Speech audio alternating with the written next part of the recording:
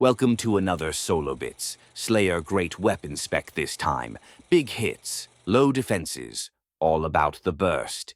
If you're into Return of Reckoning duels, hit subscribe. With a two-handed Slayer, pre-kiting is crucial.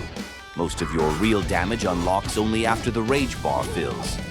She opens with a knockdown or stagger, so try to detaunt and chug some potions to survive the burst. When her parry morale is up, I counter with Incapacitate for an undefendable knockdown, then Sever Nerve to keep pressure on. I follow with Numbing Strike to lower her parry and Rune of Absorption to heal back a bit, while keeping the damage rolling. Once the shaman joins in, I've got no tools left to fight her.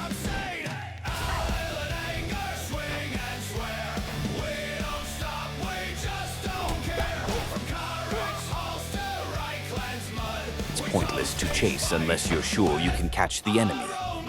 I'd rather use the terrain and make them come to me.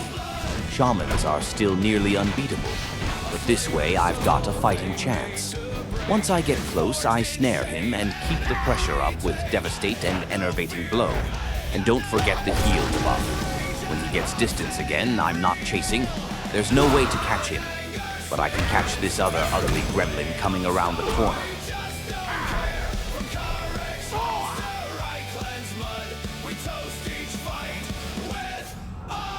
Like shamans, Zealots are generally unbeatable for a Slayer in duels. But once in a while, they get overconfident and try to burst you down. This time, the Zealot was sure he'd kill me, but used Embrace of the Warp and his Heal Over Time potion way too late.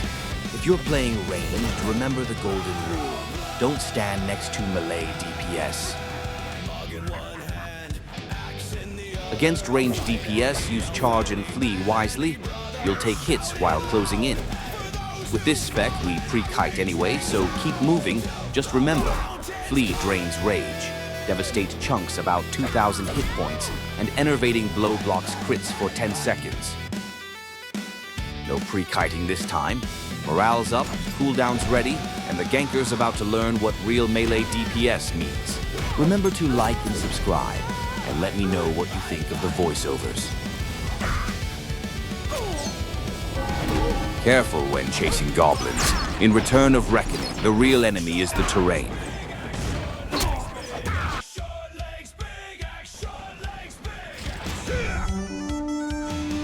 She went for a sneaky move, using the gear-granted punt to separate me from the Swordmaster.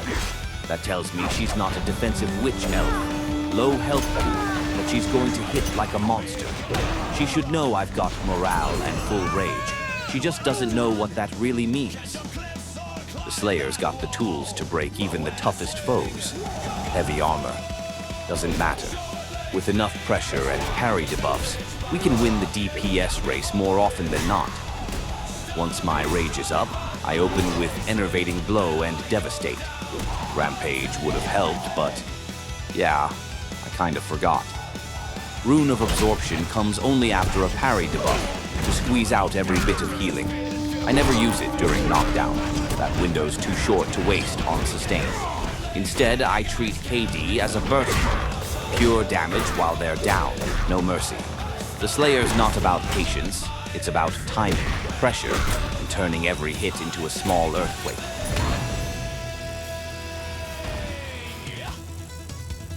Marauders are a tough matchup. Their front-loaded damage counters our back-loaded style perfectly, and they've got that nasty disarm. 4 seconds is a long time to take a beating. Use detaunt, and if you can, create some distance while disarm.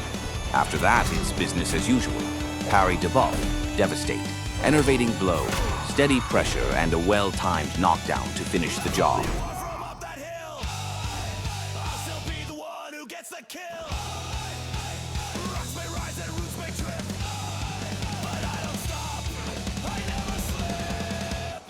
I went for an early heal channel this time to make up for the lack of pre-kiting. My rage fills up, and I manage to keep my health high enough to finish the job. Then it's back to the base rotation, ending with a knockdown for the burst again. I did forget Numbing Strike, but luckily he didn't parry too many of my hits.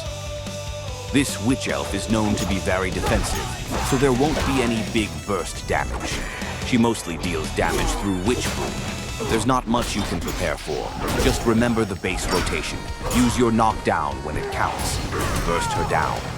When the chopper joins, I should have de-taunted him, but since he's an end tier 3 chopper, his abilities aren't heavily bolstered. He seems to be in an AoE spec. So, no massive burst damage to expect there either. Chug the potion and get back in the fray.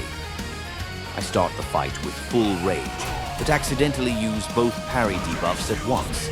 Better to keep one up through the whole fight, especially since most melee DPS stack parry. I use Rune of Absorption early, saving the end of the fight for my burst. Channeling means losing damage, so sometimes it's worth canceling early if you're healthy enough to finish strong. At full rage, don't waste a single tick. That's when you catch up and win the DPS race. It's normal for a Slayer to look half dead early while the other guy's untouched. The setup just takes time, and always try to hit from the flank or back to avoid parries. I use an add-on called Aura to track effects like Parry Morale, Gork Says Stop, and Repel Blasphemy. I've made a quick tutorial on how to set it up. You can find the link in the description, and also in the card shown here.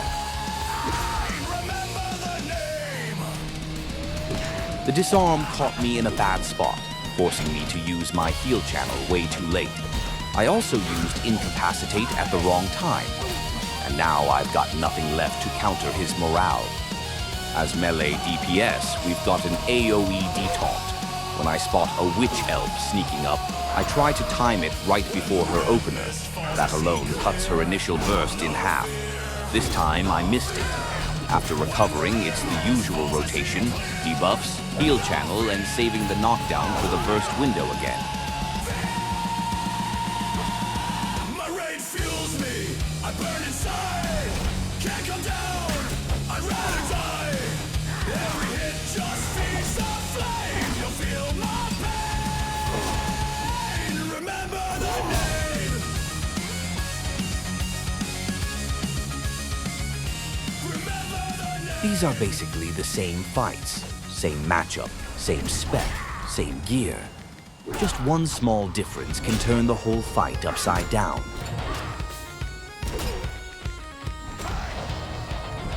He swapped mutations and used the knockdown from the monstrosity spec perfectly. I wasn't prepared and had no counter for it. This spec is simple, but pretty accident-prone to play. Once you get used to it, it can wreak havoc among enemies. But a single mistimed knockdown or poorly placed heal channel can turn the fight against you.